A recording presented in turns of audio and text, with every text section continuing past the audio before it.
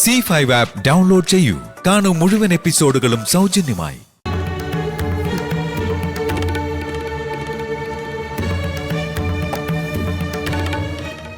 കേട്ടിട്ട് അമ്മ ടെൻഷനൊന്നും ആവരുത്.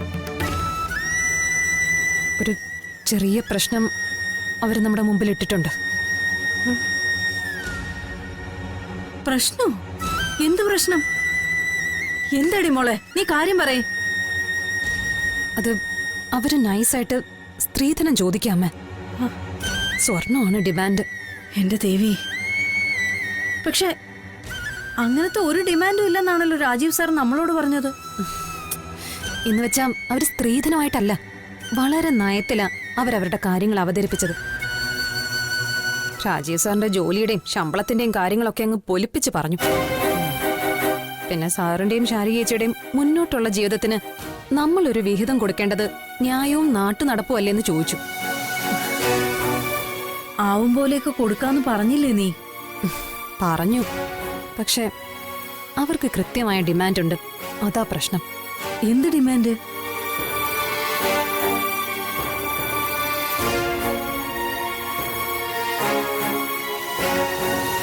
പണമായിട്ടോ ഭൂമിയായിട്ടോ അവർക്കൊന്നും വേണ്ട.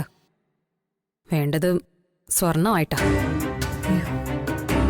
അതും ആ സ്വർണം നിശ്ചയ ദിവസം, അതായത് നാളെ ശാരികേച്ചി അതിട്ട് അവർക്ക് നേരിട്ടത് കാണുകയും വേണമെന്ന്. സ്വർണമെന്ന് പറഞ്ഞ എത്ര പവൻ അവർ ഉദ്ദേശിക്കുന്നത്? 30 പവൻ.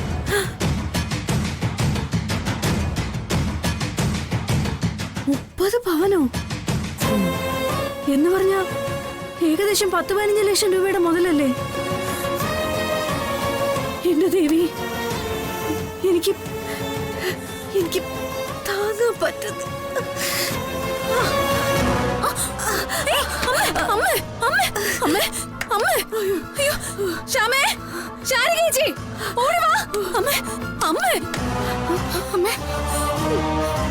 അയ്യോ അമ്മയ്ക്ക് എന്ത് പറ്റി? പിടിച്ചേ അമ്മേ, പതുക്കെ പതുക്കെ ഇവിടെ ഇരിക്കമ്മേ. അമ്മേ പതുക്കെ. പ്രഷർ കുറഞ്ഞതാണെന്ന് തോന്നുന്നു. നീ കുറച്ച് ഉപ്പിട്ട കഞ്ഞിവെള്ളം ഇങ്ങെടുത്തിട്ട് വാ. ശരി ചേച്ചി.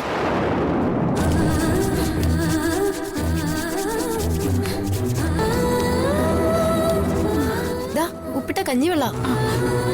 അമ്മേ ദാ കുടിക്ക്. കുറച്ചുകൂടി.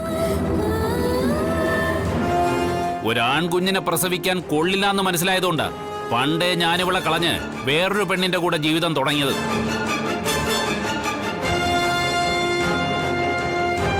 എന്നിട്ട് എനിക്ക് മനസ്സമാധാനം കിട്ടിയിട്ടുണ്ടോ? ഇല്ല. അത് കിട്ടാത്തതിന്റെ അടിസ്ഥാന കാരണം നിങ്ങൾ 4 പേരാ. രാജേശ്വരിയുടെ കണ്ണിലൊരു കരടായിട്ട് ഇപ്പോഴും നിങ്ങൾ ഈ നാട്ടിൽ തന്നെ ജീവിക്കുക. ഒഴിഞ്ഞു പോകാൻ പണമടക്കം പലതും തന്ന് ഞാൻ പ്രേരിപ്പിച്ചെങ്കിലും നിങ്ങൾ സമ്മതിച്ചില്ല.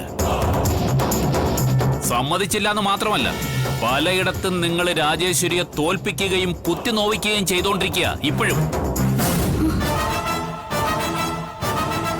ഉത്സവപ്പറമ്പിൽ രാജേശ്വരി എടുക്കേണ്ട കാപ്പ് കിട്ടിയ ദേവീ വിഗ്രഹം നിന്റെ അമ്മ എടുത്തു. പാചക മത്സരത്തിൽ അവൾക്ക് കിട്ടേണ്ട സമ്മാനം നിന്റെ അമ്മയ്ക്ക്.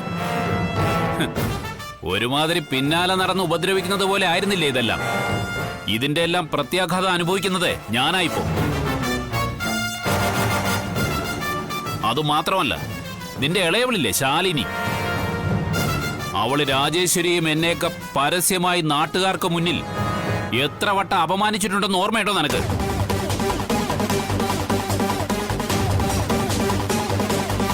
$10 ലക്ഷം രൂപ തിരിച്ചു വാങ്ങാൻ ഞാൻ നിങ്ങളുടെ വീട്ടിൽ വന്നപ്പോ അവളുടെ കയ്യിൽ നിന്ന് എനിക്ക് കിട്ടിയത് മറന്നിട്ടില്ലല്ലോ നീ. നാട്ടുകാര് നോക്കി നിൽക്കെ തന്തയുടെ തലയ്ക്ക് കല്ലെടുത്തടിക്കാൻ നോക്കിയവളാ അവള്. ഇപ്പൊ അവളും നീയും തമ്മിൽ വലിയ വ്യത്യാസമൊന്നും എനിക്ക് തോന്നുന്നില്ല. എല്ലാം ഒരേ വയറ്റ് കുരുത്തല്ലേ, അങ്ങനെ വരൂ. അതുകൊണ്ട് തലതെറിച്ച സന്താനങ്ങൾക്ക് കല്യാണ പന്തലിൽ തന്തയുടെയോ തള്ളയുടെയോ ആവശ്യമില്ല. തൊലഞ്ഞു പോകാനുള്ള ജന്മങ്ങളാ മുഴുവൻ. അച്ഛ, വേണ്ട വേണ്ട വേണ്ട, മേലാല് നീ ഒന്നും എന്നെ അച്ഛാന്ന് വിളിക്കരുത്. എനിക്കാകെ ഒരു മകനേ ഉള്ളൂ, രാജേശ്വരി പ്രസവിച്ച അനൂപ്. നാട് നീളെ ഉള്ളവരുടെ തന്തയാവാനൊന്നും ഗോപാലകൃഷ്ണനെ കിട്ടില്ല എന്നർത്ഥം. അതിന് ആർക്ക് വേണം നിങ്ങളെ തന്തയായിട്ട്?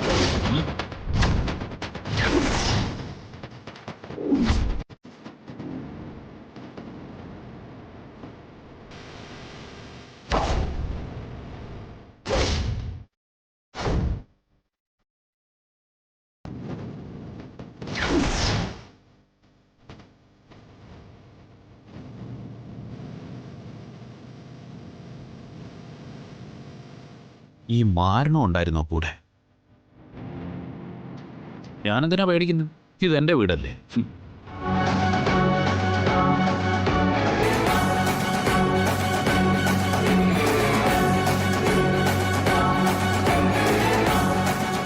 അതെ, കുറെ നേരമായി പലതും കേട്ട് നിൽക്കുന്നു. അമ്മ ഇയാളോട് വിവരം പറയും. പോണം നമുക്ക്. മോളെ, വിളിച്ചത് കേട്ടില്ലേ? ഇയാളെന്ന്. പിന്നെ എങ്ങനെ ഗുണം പിടിക്കും?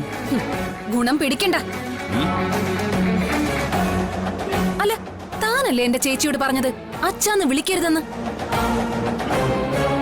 മക്കളെ ജനിപ്പിക്കുന്നത് കൊണ്ട് മാത്രം ഒരു മനുഷ്യന് കിട്ടുന്ന സ്ഥാനപ്പേരാ അത്. അതിപ്പം നല്ലവനായാലും മോശക്കാരനായാലും.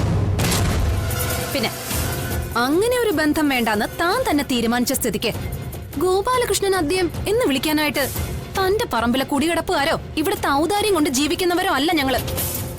ഡൗൺലോഡ് ചെയ്യൂ C5 ആപ്പ്. കാണൂ എല്ലാ എപ്പിസോഡുകളും സൗജന്യമായി.